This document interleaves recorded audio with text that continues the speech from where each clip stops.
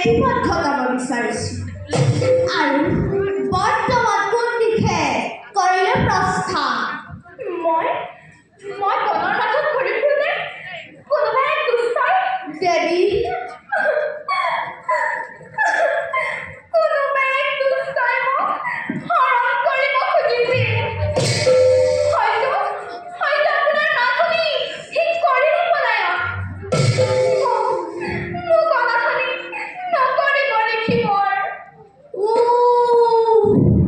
প্ৰকৃতিৰ এই নিৰ্জন বোলাটো দুষ্ট হ'ব পাশবিক অত্যাচাৰ। বাৰু দেৱী তুমি কোনো চিন্তা নকৰিবা মই তোমাক আশ্ৰয় দিম।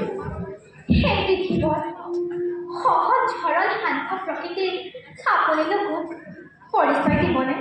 মহামণি ব্যাসৰ পুত্ৰ নাম সুখ। এই নিবিড় অৰণ্যৰ গৰ্ভত প্ৰভু শ্ৰীহৰিক বিচাৰি ধ্যানস্থ হোৱাই মোৰ প্ৰধান কৰ্তব্য। ৰম্ভা, তোৰ উদ্দেশ্য সিদ্ধিৰ প্ৰভাৱ।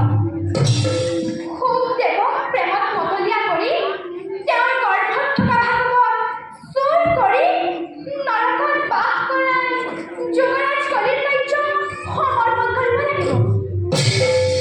তেতিয়াহে সিদ্ধাৱতৰ প্ৰধান কৰ্তব্য।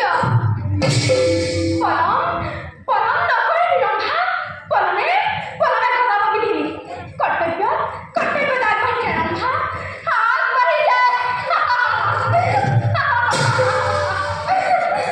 কি ভাবিছা দেৱী? ঋষিবৰ ভাবিছো মানে শুনিছো আপোনাৰ গৰ্ভত হেনো ভাগৱতাস্ত্ৰ আছে।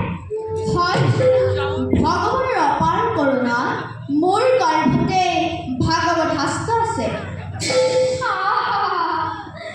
ধন্য মোৰ জীৱ, যাক মই ইমান দিনে মোৰ হৃদয়ৰ মাজত কৰিছিলো ধাৰণ। তেওঁৰ চৰণ দৰ্শন লাভ কৰি নিজকে ধন্য মানিছো। সেই মোৰ চিৰ পূজ্য ৰাজ্যখনি সেই অভাগী চিৰ দাসীৰূপে গ্ৰহণ কৰে। এই আপুনি কি কাৰ্য কৰিছা দেৱী? এই কৰ্ম নহয় উচিত। যোৱা কিছু জিৰণি লোৱাগৈ। সেই মোৰ আৰাধ্যকে মন প্ৰাণ সকলো সমৰ্পিলো আপোনাক। এতিয়া যদি আপুনি মোৰ মনৰ কামনা পূৰণ নকৰে পুৰুষ ভক্ত জীৱন বৃথা হ'ব আপোনাৰ। মায়ামোহে আবদ্ধ হৈ সংসাৰৰ মায়াজাল ভেদ কৰিবৰ বাবে যি পুৰুষে পৰম ব্ৰহ্ম ধ্যান নকৰে তেওঁৰহে জীৱন বৃথা। তুমি জানানে দেৱী কামনা প্ৰভূত হৈ মানৱে নিজৰ যৌৱন ধন